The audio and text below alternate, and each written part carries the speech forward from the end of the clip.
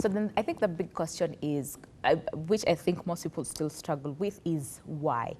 And like we talk about, the fact that, during the reproductive age, that is when we see most cases of fibroids.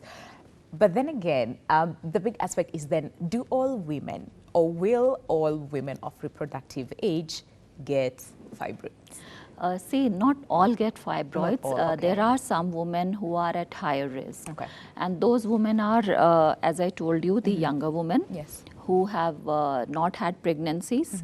And it is actually said that the pregnancy is supposed to be protective of getting fibroids. So Fibroids, yeah. those who have not had children, they are at higher risk.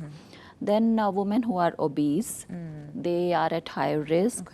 Women who have a family history of fibroids, like if your mother has a fibroid or your elder sister has a fibroid, then there are more chances that you will also have fibroids. Yeah. So it is mostly genetic, or it's environmental or hormonal, or a combination of all these factors. Okay. There's no particular one factor which can pinpoint that you will have more fibroids. Yeah.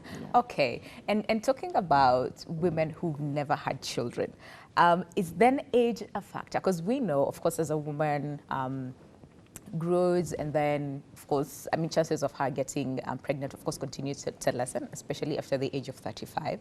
So suppose a woman hasn't had their child at what, let's say age 30, 32 there, are they more at risk of getting fibroids as compared to someone who is at, 25, 24, going below?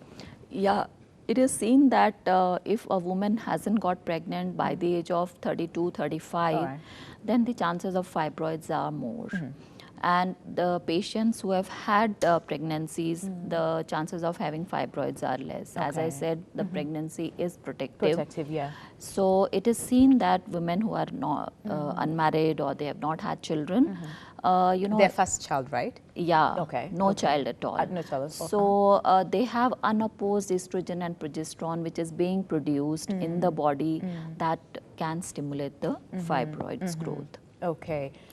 But in terms of then, what about those who, and I'm pretty sure you've seen cases like this, where let's say a woman had their first child at a younger age, like 19, 18, 17 going back, and then they not wait for too long, but you see they're trying to raise this child, probably it wasn't planned, and then get, let's say, the second child at what, 30, so you see the spacing is a little bit big.